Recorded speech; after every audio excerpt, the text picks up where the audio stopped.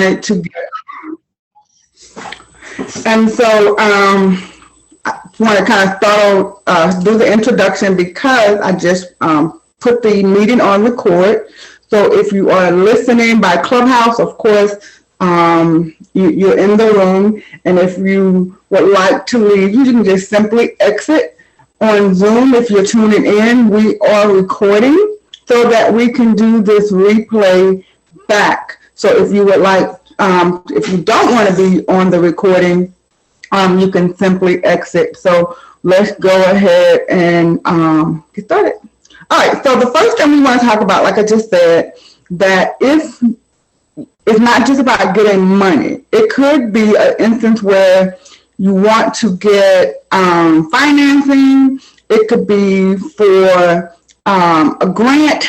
And when I'm speaking about grants, a lot of times people think just simply nonprofits. There are grants available for for-profits as well. So I just wanted to make sure I put that out there. And so what I want to make sure is that you understand that the things that we set in place can be used for more than just, going to the bank, get a loan. If you get these things lined up and in order, it can position you for grant. It can position you to get a refinancing of something. It can position you to get your idea pitch to someone and they saying yes, coming on board, partnering with you. So it just has a lot of, and one of the main things it's going to do is going to help you be organized. And if anybody knows anything about being organized, it is a free feeling to know where something is, how much something is worth, how to put your hands on a file, how to answer questions. You just never know what situations may arise that you would need to have, your finances in order. So this is just more than about just getting a check from the bank. This is going to help in so many areas. All right. I'm going to share my screen. And then for those of you who are on Clubhouse, just kind of follow along, take notes. And if you would like the digital replay, simply text the word Financial Friday. And you want to text it to the number 985-326-9297. 985-326-9297. All right, so we can, everybody should be in. Everybody should be situated to take notes. Let's get it going. All right, so one of the first things you have to do is make sure that your business or nonprofit business is set up properly. And what I mean by that is making sure that you're registered with your state, registered with your county or parish, depending on where you live, and of course making sure you're registered with the IRS. And so lots of times when I tell people that they have to be registered, they say, well, I got my business card, I got my tax ID number. Well, you're gonna need just a little bit more than just your tax ID number, and you're gonna need just a little bit more than just having some business cards, most definitely. So I want to make sure that we are on the same page as far as that is concerned. So we got to make sure that we understand that there's more to it than that. All right. So, all right. So if you take a look, I'm going to put up some checklist items. Okay. The first thing that you're going to write down is that you're going to make sure that you're registered. And I want to make sure that you're registered with the IRS, which means you have gotten a tax ID number. Now, when you go to get the tax ID number, they're going to ask you what type of business structure are you? And this is where you would check that I am I'm an LLC, I am a corporation, S corp, or partnership. So once you have decided that category, let it be known that it depends on which category you select, going to determine if you get a loan. So I'm not going to go through all of them. We got about 30, 40 minutes. And so, we're not going to be able to break down each but I want to make sure that I get enough information to you to where you can at least make a decision or have some questions answered. So one of the things that lenders do not like, because the question is, why you didn't get the loan? They do not favor partnerships. Now, that doesn't mean that you can't get along if you are a partnership, but if you're registered as a partnership, it poses a concern. And the concern is, if the partnership should break up, just like in a marriage, who's going to pay for the bill? So, and then generally in a partnership, just like in most marriages, one person has the skill set, one person has the money. It's not like that in all marriages, but I'm just making it for an example. So in a partnership, generally one person, they got the bankroll, they got the credit, they got everything, but they don't have any skills. So then they get the person with skills. Or vice versa, the person may have the skills and the talent and the creativity, but just, life happened and they just don't have the credit and the account. So what'll happen is they'll partner with somebody who does. And so lenders know that. And so their primary concern is, hey, if this thing goes kaput, doesn't work out, who is going to be responsible for the finances? So oftentimes partnerships do not get funding. And one of the things that I recommend, and this is total sidebar, this is actually a part of another class that I teach about setting up your business structure, but I'm just going to throw this in there. If you have a desire for a partnership or you need to partner with someone, just partner with them. So basically you set up your business, let them set up their business, and then you two come together with a contract and say, hey, we're going to work on this project together. And when we get the funding, we'll have a operating agreement for just that particular project with timeline, so that you can show that you can stand alone. All right, so anyway, back to the presentation at hand. So you want to make sure that you're registered right. LLC is pretty popular and pretty okay and pretty good. They have its pros and cons as well.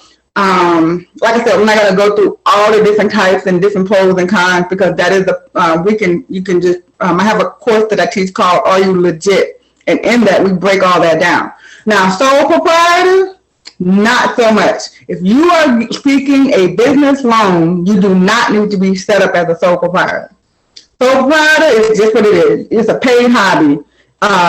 It just means that you do something else full time, and sole proprietorship, it means you got a little something that you do on the side. That is not favorable when it comes to lenders. So if you're set up as a sole proprietor, chances are higher chances that you will not get the loan.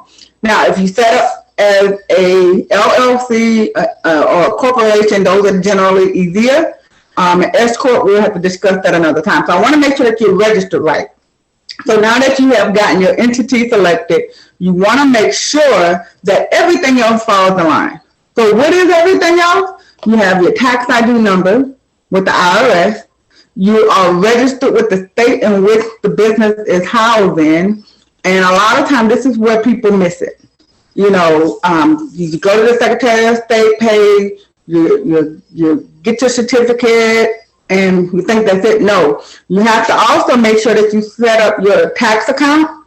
And even if you haven't earned any money yet, you need the tax account in place. Because when you go to get a loan, they need to know that you are going to pay your taxes, or you're paying your taxes. And you're not just paying your federal taxes at the end of the year, but you are also paying your sales tax if you sell tangible items. If you're in a service-based business, you will not have a sales tax.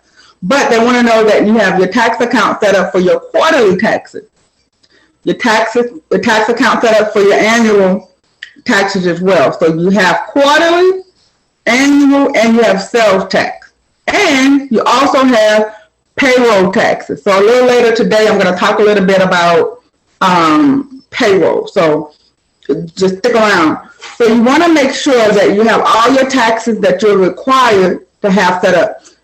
Disclaimer, talk to your tax professional or your financial planner and get the details on how you need to be properly set up. Every situation is not the same, but there is a general rule you have to have your federal and your state account set up. And with your federal and with your state, you have taxes. I mean, I don't care if you're paying $1 in taxes or $1,000 in taxes. You have taxes. There's no way you're in business and don't have taxes. So if you don't have a tax account set up, chances are you will not get approved for a loan, because the banks need to know that you have all your ducks in a row, there's no funny business going on, and that whatever they're lending you or financing for you, the IRS is not going to swoop in and take it. So they need to know that you're set up properly. And like I said, we're not going to be able to just break this down 100%. That's why I'm advising you to seek out to your tax professional or your financial planner. We do at Martin Business Solution and through the AK Legacy Foundation, in both instances, we offer a no-cost complimentary financial planning session, just to make sure that you're set up properly. We want to make sure that everyone, you're legit. All right. So I'm going to skip on down to banking basics. This is one of my favorite points that I'm going to make today, because a lot of times this is where the fun begins. You know, you tell people, hey, you got to set up a business bank account. They go get one account. And they get the business bank account, they put some money in it, and they roll it. And that is not all that you have to do. When you get your business bank account, you want to make sure that you have the account, with an S, plural, set up properly. So you're going to have an operating account and multiples. And I'll get into that in the next slide. This is almost sort of like an overview, and then we're going to go through a few things. So when you get your bank account, just know that you have more than one account. So we'll come back to that caveat. All right, business plan. So you need to have a business plan, and it needs to be a living business plan. That's what I called it. Now, I know there are probably some other fancier words, but a living business plan means that you can go back, you can edit it, you can make some changes, you can update it. Because chances are, if you started your business 10 years ago, you made some changes throughout the years. So the business plan that you had 10 years ago is probably outdated. Well, I know it's outdated. So you need to be able to edit it. If you're doing your business plan yourself, just simply go through it, read it line by line, make the necessary changes, and keep it updated. If you're paying someone else to do the business plan, you will still want to have a rough draft that you go through to make sure that your business plan speaks to your business for you, okay? So you want to go through that line by line and make sure that that is correct as well. Now, another thing a business plan does, and like I said, I'm not going to be able to just get into every single thing in full detail, but I want to be able to give you enough. And so what we'll do toward, see how much time we're working with, and then I'll go back and break down a little bit more. Now, in the business plan, what is important? One of the main things, there's a lot of parts to the business plan, but one of the main things that they look for, that lenders look for, or those that you're getting to invest or partner with you, they're going to be looking for the financial projection. How much money you made in the past, if you're new to business, how you plan on making money.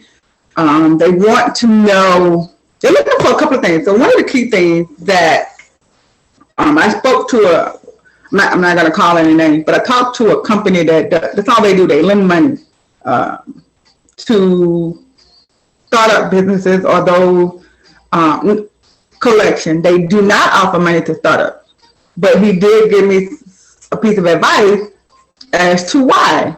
And I was like, yeah, that's why they're not getting a loan. That's why they're getting denied. And one of the things we discussed was that they don't have any direction. Hey, give me the money because I need the money and I'm going to be able to pay all my bills with it. They want a little bit more than what you're going to do with the money. How are you going to pay them back? So the financial projection is extremely important. And what the financial projection tells them is, hey, this is what I did in the past. This is, how I made my money. But now this is what I'm going to use the loan for. And once I get the loan, it's going to help me do X, Y, Z. And then that in turn is going to allow me to be able to repay the loan in a matter of time by such and such date. So in a business plan, it's not just about how you started the business and why you know, in business and all your great ideas. That's part of it. But the main thing is going to be the financial projection. How you made your money in the past, how this loan is going to assist you right now, and what this loan is going to do for you in the future. Basically, how you're going to pay them back.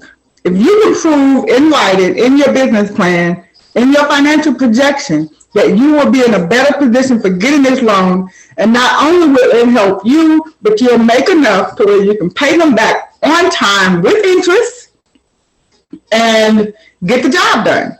That's what they're looking for. If you cannot verify that you have the finances, and in order to do your financial projection, that means you have to do some type of bookkeeping. You have to keep good records. You have to have a flow. You have to have some type of system in place that is going to give you your financial. If you don't know where the money is, they don't know where it is either. You have to have some sort of bookkeeping done so that you can verify this in your financial projection. You can't just sound good or look good. You have to verify it. So, you know, you have to make sure that you're legit, that you're really, going to be able to pay this loan back. And so that's where a lot of people miss it. This is one of the main key components. There's some other things we're going to go over in a few seconds, but that financial projection is most important. It tells them who, what, when, and where, and how. The main thing, when you're going to pay me my money back. All right? Payroll clarity. A lot of times, small businesses, whether you've been in business 10 months or 10 years, make one of the main common errors, and that is the owner not being on payroll. Now, I know a lot of times people say, well, I sell clothes online, or I sell Mary Kay, or I have I'm a virtual assistant, I do taxes, I wash cars, I have a clinic, a health clinic, and it's just me and one other person. Whatever the case may be, or you can be a Fortune 500 company, whatever the case may be, the owner, the person that's in charge of the money, needs to be on payroll. Now, what I mean by that doesn't necessarily mean you have to be a W-2 employee. You can also be a 1099 contractor. It just means that you have something set in place where you, the owner, is not treating the business like your personal, for lack of a better phrase, you're not treating the business like your financial sugar daddy. So you want to make sure that you have a system within your company that says at the end of the week or the end of the month, however you want to do it, the company will pay Sally John X amount of dollars, whether that's through a payroll, whether you're paying taxes and Social Security and all those things, where you're doing a W-2 position, or you can say the company will contract Sally John as an independent contractor because Sally John has a EIN, and we are going to partner with her to do XYZ in the company, and Sally John withdraws a payment that way. So a lot of times we have issues of separating ourselves from the business when the business has its own entity. That's why it has a tax ID number, which is another way of saying a Social Security number for the business. The business is looked at as its own entity, its own standalone. So the business and the owner come into an agreement that if the business takes in so much at the end of the week, I'm going to get 10%. Whatever your whatever you decide to do is fine.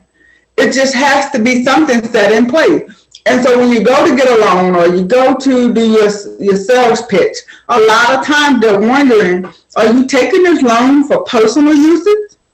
Are you going to take this business loan, this sort of like the PPP loan, and all those sort of things? People got some of the money, did not use it for the business. Now they're having issues.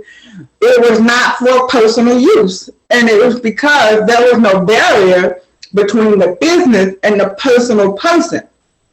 So you have to have something set in place that says this money is for the business and it's going to help the business do X, Y, Z. And if you look at the history of the business, or if I'm just starting up, I have something in place that is going to pay the owner. You have to think about it this way.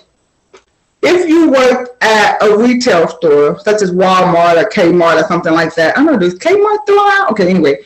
So if you worked at one of those stores, you go in, you work, at the end of the week, you get a paycheck. That is the same way you should treat your business. It just so happens you're the owner as well. You treat it as if you're clocking in, you're going to work, you got this agreement set up with this business that, hey, you're going to render a service for pay. And at the end of that tenure, you will receive compensation.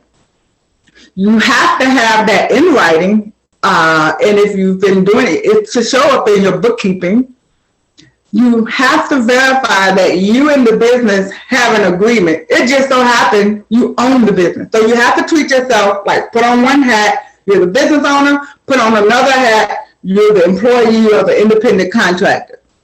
When you are in business for yourself, you're going to have multiple roles, and you have to respect each of them in a certain manner, because that is what makes it work. If you do not, it's going to show that it's going to appear, put it like this, because you can truly be doing it the right way, but if you don't have it in writing or you don't have a system, a payroll system, it's going to appear that whatever the business makes, you're just swiping the debit card using it.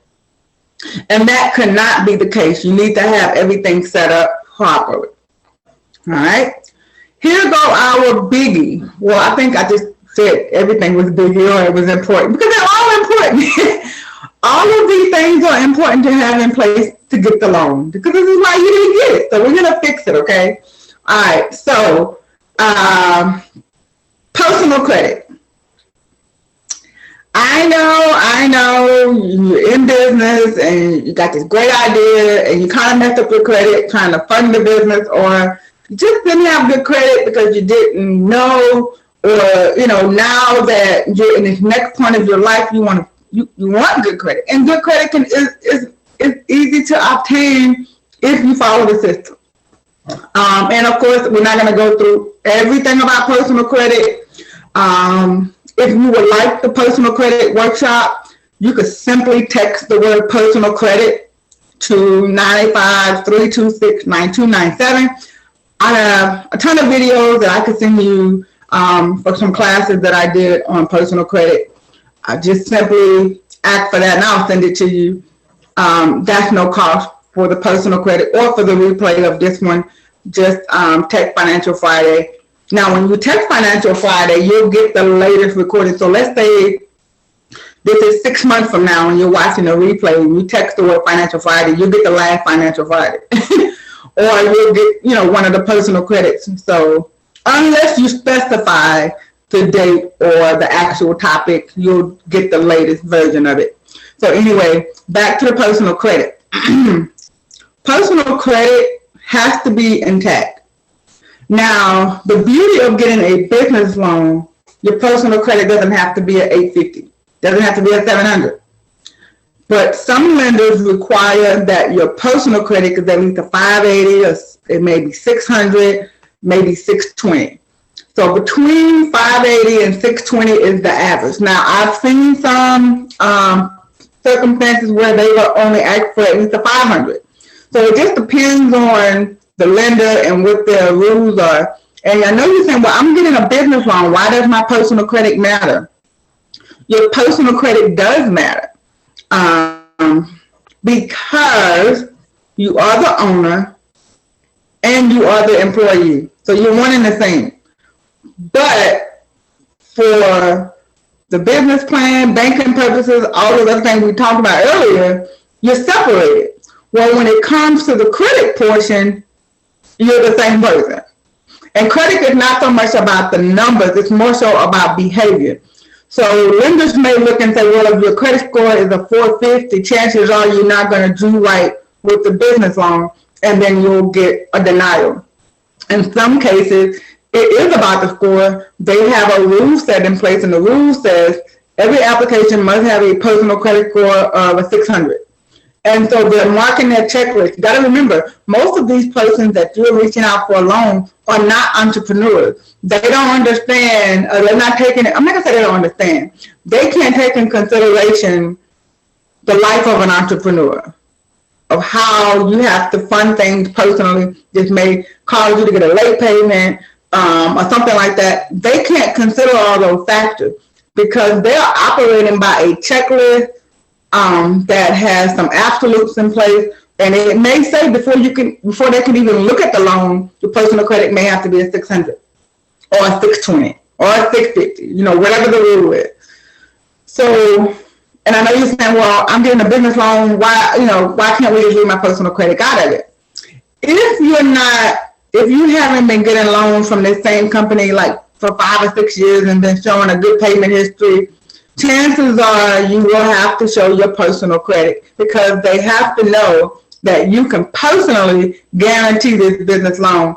Should something happen where the business does not do well, that you are going to be able to come in and save the day. And they determine that by checking your personal credit. So oftentimes we fill out the business loan application, we do everything for our for our business, and then they come back with the what's your social? And I teach an entire course on business credit. So I get it. You've done everything that you're supposed to do for your business credit. You got it rocking and rolling. You got your account set up. You got good payment history. And then they want to know, what about your personal? So you got to have your personal credit intact because you are now saying that, hey, I will personally guarantee this loan. So let's say your credit is excellent. Let's say you got a 750 personal credit. It is only going to help you in the business lending process. So your first 2 or 3 loans, you may have to do a personal guarantee. But here's the beauty in that. If your personal credit is well enough to personally guarantee your business loan, after about, 2 or 3 loans, you got some payment history there. The next time, and it depends on the rule when the next time is, the next time you go to get a business loan, you will not have to use your personal social security number, personal credit for anything. So when you hear people talking about, hey, you can get a business loan without using your social security number, yes, you can.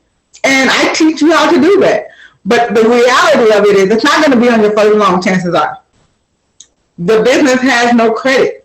It may have all the vendor accounts and all that type of credit, but doesn't have a credit history of paying back a $50,000, $100,000 loan. So if you want to get your business to a point to where you can walk in a bank, you can get a $100,000 loan, a $200,000 loan.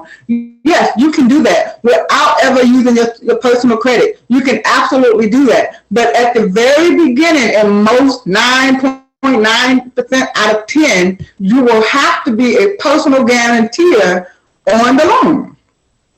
Or you're going to have somebody, if it's not you, it's going to have to be an aunt, an uncle, somebody somewhere, some magical friend that you have. Somebody somewhere is going to have to personally guarantee the business loan. They're going to have to say, hey, if the business doesn't work, it goes kaput, it just flops. We're going to make sure that this loan gets repaid. So that's why your personal credit will have to be established, even though you're applying for a business loan. And like I said, disclaimer, make sure that you talk to your financial advisor, your financial planner, your tax professional, whomever you get your financial advice from. You just sit down and be open and honest and say, okay, hey, look, this is the deal. My credit is a 553. I need to get this business loan. What can I do? Go ahead and do the work. Get it set up properly. Don't do any of this overnight quick magic fortune stuff. get in, do the work, get it set up. It will be so rewarding. 6 months to a year of you getting everything in order. It's gonna be smooth sailing. I know a lot of times people don't want to hear that. They're like, hey, I got this great idea. I'm gonna go to the bank. I'm gonna get it financed, and I'm gonna make $1 million, and life is gonna be grand.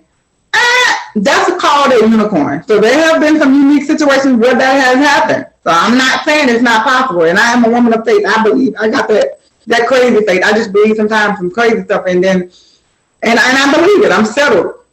However, you still have to do the work. You know, for those of you who read the good book, the Bible, it says a good name is worthy to be, you know, it's something you should seek after. A good name is worthy, you know. So getting a good name means you're cleaning up your personal credit and you're setting up your business properly. All right. So I'm going to go back over some of these things, but the last bullet point that I want to mention before we go into one of the sections I'm going to break down banking basics. I'm going to break that down, how to properly set up your business bank account. But before I do that, one last thing, business credit profile. You've gotten your personal credit, and you know, you can work on your personal credit and your business credit at the same time. Did you know that? Yeah. Even though it's your company and your personal social security number, you can work on them both at the same time. You don't have to do one or the other. You can actually do them both, and in 3 to 6 months or a year, both of them are where they need to be. Business credit profile, like I said, all of these things that I talked about, if any of these subjects that you need more information about, simply text it to 985-326-9297 and we'll get you the information. Now, business credit profile, you want to make sure that you have that set up properly. And what does that look like? That you have your DUN number, your Dun & Bradstreet number, that you have your, and that's going to give you a paydex score. Just like in your personal credit, you get a FICO score. Well, in business credit, once you get your DUNS number, you'll get a paydex score. You want to make sure that in your business credit profile that the business name is spelled right, the address is correct, the phone numbers are together, the website is listed. Sidebar, if your business does not have a website, chances are you will not get a loan. Lenders now look for website. And more recently, they even asking for social media handles. Why? Because a person that they feel like, hey, they got to find something to set this apart. Everybody has a business now, you know. So if you have taken the time to set up a website, that is a place of, it's like a digital address. So you want to make sure that you have a website that's clean and crisp, doesn't have to be fancy, just needs to be legible. It needs to have your address on it. It needs to have the phone number on it. It needs to, you know, it needs to actually be your business. Where they're looking for that digital footprint because online is where it's at. In most cases, 9 out of 10 businesses, if you don't have a website, how can you compete in this industry? And so you gotta have a website. So back to the business credit profile. You want to make sure that everything is synonymous, that everything synchronizes, that the address that's on your business card is the address that's in your business credit profile, that everything matches. I know it's a headache. You know, if you have, I need to, for example, I need to change my business office number. So I have 2 numbers, and the main number for the office, I really just need to get rid of the phone. I'm not even, you know, I just need to pivot to a different system. But I know if I change that, I change the phone number, and I have to change the phone number everywhere so that my business credit profile remains, you know, with an A+ rating. The nightmare of that, just thinking about it, you know, so I'm thinking to myself as well. That's why I haven't changed the phone. I'm like, look, you know what? I'll just have 2 phones because I use, you know, the task of having to change everything. You got to change it at the bank. You have to change it on your business cards. You have to change it on your Dun & Bradstreet. If you're in Sam's, you got to change it there. You got to change it with the Secretary of State. I mean, it's just nail biting. But that's why if you're a startup, you are in the best possible position because you really haven't gotten into a whole lot and you can easily go and change things. For those of us that have been in business 10, 20 years, thank God it's 22 years in my case. January will be my 23rd year in business. I give God all the glory for that. But when you've been in business a long time, changing something is like, you know what, just forget it. I'll just pay for two. And because, you know, we know the task that's ahead of us. So those of you who are new to business, you are in the best possible position because you can get all these things in order without it having to be so deep and so much. So on your business credit profile, you need to make sure that everything matches. The name, the owner, the address, phone number, website, social media, the color scheme, everything matches, okay? And like I said, we can get more in depth in that. All right, so really quick before we wrap up, I want to go over business banking basics. Like I said, there's no way that I could go over, let's see how many bullet points. We talked about making sure the business is registered correctly, banking basics, your profit. Oh, we skipped over profit and loss reports. Well, that's a whole other, I don't want to, we only got about 10 more minutes. So profit and loss report, the business plan we did talk about is more than just a summary of the business and what you plan to do. It also includes your financial projections on how you're going to pay the money back. Payroll clarity, making sure that the owner is either on a W-2 payroll or has a contract established in writing that is going to be operating business with the business as a independent contractor. We talked about personal credit, how important it is to make sure that your personal credit is intact. And we talked about the business credit profile, making sure that everything matches. When lenders go to pull for your loan app, they do check all those places, and you want to make sure that everything matches. If you change one thing in one place, you have to change it everywhere. So make sure that when you make a change, that it's going to be a permanent change, or if it's temporary, that you have something in place that's going to remind you to go back and change it.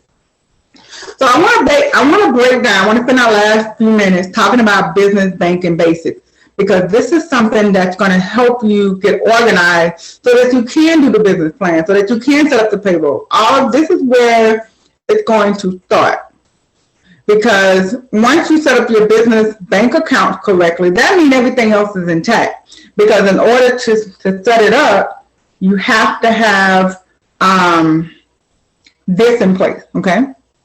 All right. So there are so many things we can do, but we're gonna just for the sake of example, we're only gonna do 3 today, all right?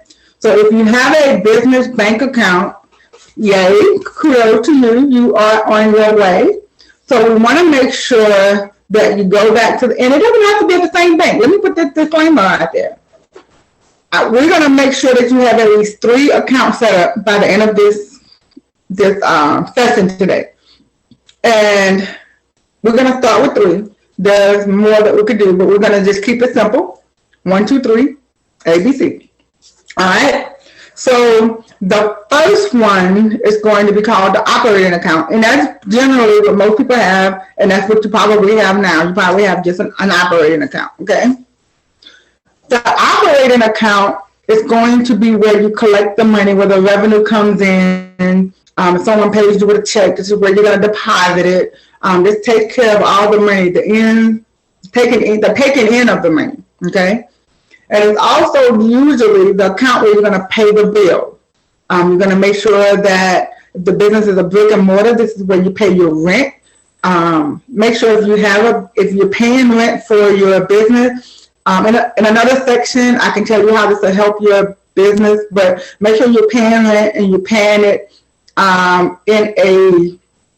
you're not Cash Apping it. Okay, I don't even want to get into Cash App while I'm talking about business banking, but you want to make sure that you're either paying your rent electronically from this business account or you're paying it with a check, kind of paper check.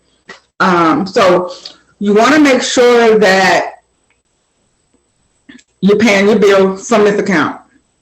All right. You're paying the business cell phone bill. I don't know, your insurance. There is so much going through my mind about what we could do with this. I know, but we only have a few more minutes. you sign up for, we have some all day classes. And when I say all day, I don't mean it's all day like, oh my God, it's all day. It's all day, but it's informational packed.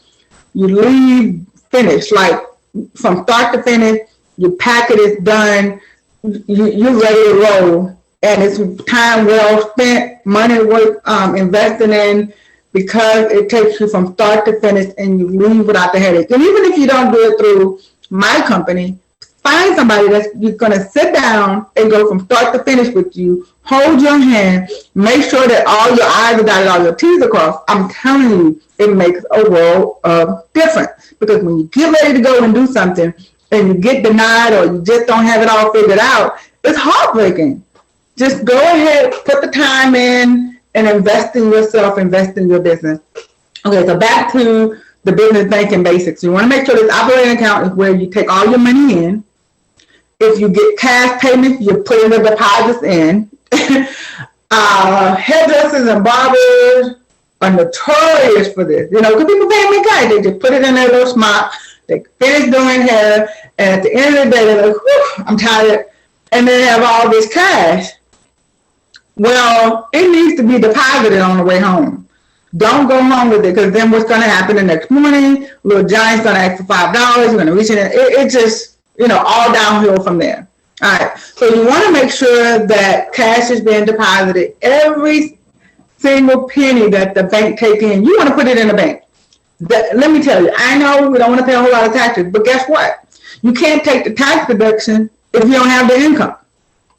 So a lot of times people say, well, they make all this money and they don't hardly pay any taxes. Yeah, that's because they're reporting the income.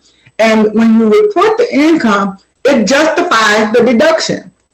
If you're taking this big deduction but don't have the income, it's like, doesn't make any sense. Like, why are you taking a deduction on something that you didn't make? Or did you make it and just didn't report it? So you want to put all the money in so that you could take advantage of the deduction, and so that you can have a good bookkeeping record, and you want your business to show a profit. If your business shows a loss at the end of the year or at the end of the projection, you do not qualify for a loan. That is like somebody coming to you asking you for $500 and they are in the negative $5,000. When are you going to ever get your money back? So your business has to show a profit in order to apply and get approved for a loan. That is one of the reasons, if I had to have a top 3 reasons, this would be one of them. Your profit and loss is showing a negative balance. Well, there's no room for the loan, because you got to remember, when you go to the lender, you haven't gotten the loan yet.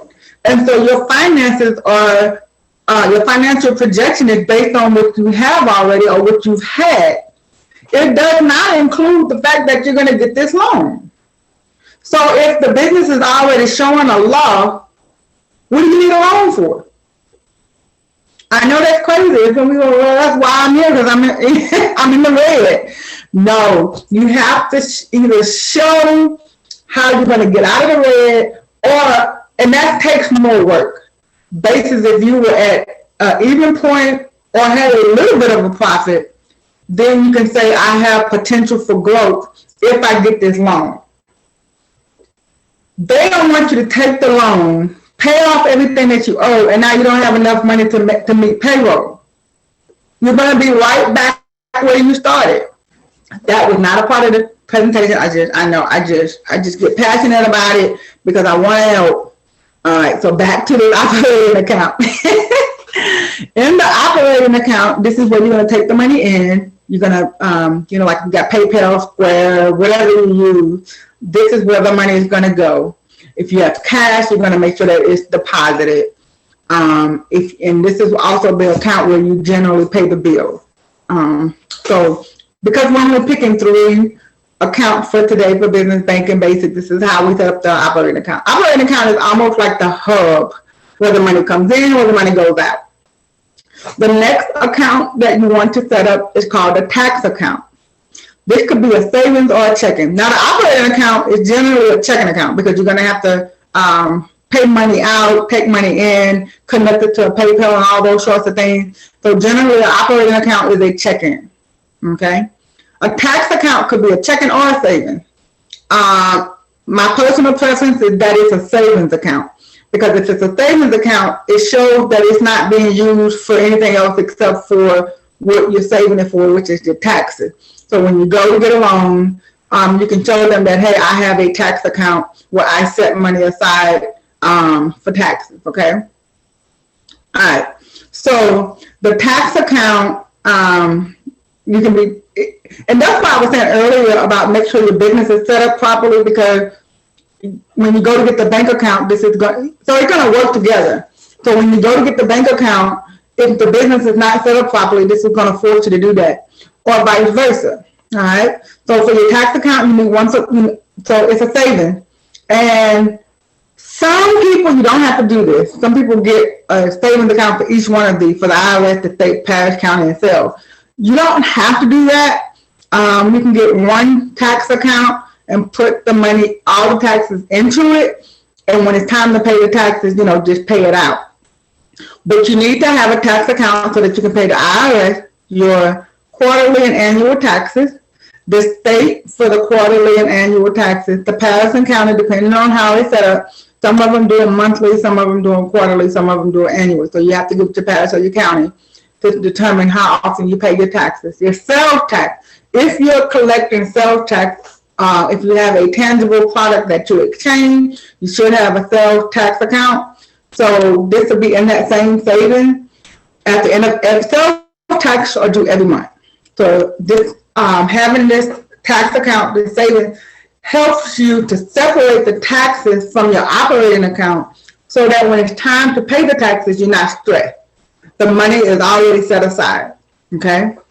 The third account you would want to have for the business is a budgeting account. Now, this could be a checking or a savings as well. I've seen it as a checking, I've seen it as a savings, so it's just kind of your personal preference. All right. You want to have, now this is one thing, now the tax account and the operating account could be at the same bank. I strongly urge you to get your budget account at a different bank. You do not want to have easy access to your business budget account, okay? You can call it, you can give it another name. This is just the name that I use, but you can give it whatever name you need. This is where your emergency fund would be. Yes, the business needs an emergency fund, just like in your personal. We teach our clients in our personal that they need to have an emergency fund of at least $1,000. Ideally, 3 to 6 months of expenses would be great, but the bare minimum, at least $1,000 in it. Well, try to use that same principle for your business. Have something in it. If you got to start off with $25, you need something, just get that habit going. But the primary thing that you want to think about with the emergency fund is, and we've all learned through COVID and the pandemic, hurricanes, tornadoes, forest fires, all these things going on, they do affect business. So you want to have an emergency fund that would have 3 to 6 months worth of your business expenses. How you're going to pay your Zoom account, your marketing ad, your payroll, whatever it is that you normally pay on a monthly basis. You want to have some money set aside in case of an emergency. Your computer go out. If you're a virtual assistant, you have to have your computer. Computer go out. You want to be able to go out and get one without it being a financial strain to the business. All right. So let me check in on my folks. All right. So you want to have an emergency fund, and this could be inside of the budgeting account. Okay. The budgeting account could be for your marketing dollars. Don't just be taking Facebook ads or Google ads just on a whim. Is it in your budget? Okay, so your marketing dollars need to be earmarked. If you want to get your own building per se, and this is just an example. Let's say you're renting an office space, but you want to get your own building. Well, you need to start saving the money for that, so that you don't have to just be so break the bank to do it. So those are some of the things that you want to do. So in your business banking basics, you got to have an operating account. That's for the money to come in, money to go out to pay the bill. Your tax account could be a checking or a savings. This is where you're going to save just the taxes. Everything in here goes in so that you can, when it comes time to pay the IRS, you can cut the check. Okay. So you want to have a tax account. Generally, this is a savings, but it could be a checking as well.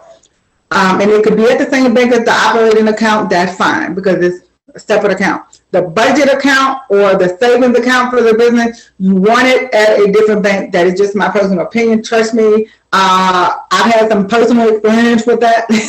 So I'm not just telling you something that I heard. I'm telling you what I learned the hard way. You know how they say, you know, you learn a lesson. What my grandma used to say, a bought lesson is a learned lesson. So trust me, I have learned a lesson. So you want to have that at a totally separate bank. So, all right, so that's what we have for today on Financial Friday. I'm going to, if you are on Zoom and you have any questions, well, wait, let me, yeah. So if you have any questions, let me stop that. You can put the questions in the chat. Or if you would like to, let me see if I can open the line. So if you have a question, feel free to ask at this time. And remember, we are recording, so if you have a question, just let it be known. Don't give, you know, like specific, like the Social Security number or something like that. So if you have any questions, just let me know. All right, and for those of you on Clubhouse, you can send me a message to, and anyone if you're watching this replay, you can, our office system has a text system. So we have that number is 985. It's the area code 326-9297. You can ask questions there. You can ask for a replay, the replay link of today, whatever it is, how we can assist you in regards to Financial Friday. And so this has been a pleasure and an honor, and I want to thank everyone for tuning in. Don't forget, this was sponsored by the AK Legacy Foundation Women in Business. So if you would like to make a charitable contribution to that organization so that we can continue to bring forth things such as this, and every donation does one or three things. It offers disaster relief recovery assistance for those that may have been affected by flood, fire, or calamity or hunger. All those sort of things. We partner with other organizations to make sure that we render some type of aid to bring someone back to full restoration. Another project that we work on is financial literacy. That's where Financial Friday comes from, where we teach financial literacy in our communities across the nation. And we also do that by offering workbooks and things to those that are less fortunate. And so we want to ask for your partnership in that by making a charitable contribution. You go to the aklegacyfoundation.org, and there you can make a donation. Or if you want to know more information, or hey, you didn't quite get the website, send us a text to 985-326-9297, and we'll get the link to you. All donations are tax deductible. We are a registered 501c3 company. And like I said, once again, we appreciate that. And if you're starting a business, or you want to start a business, or you've been in business forever and you want to revamp, reach out to us. The AK Legacy Foundation also does business development as well. All right. It has been a pleasure and honor to be here with you guys on today. Remember, why you didn't get the loan, let's fix it so that the next time you can get it. It is never too late to start over. And a no is not permanent. It's just a slight delay that you can come back from and get a yes. All right, I am Guimont-Martin, your financial advisor, your money mentor, and this has been a pleasure. See you guys next first Friday for the next Financial Friday. Bye-bye.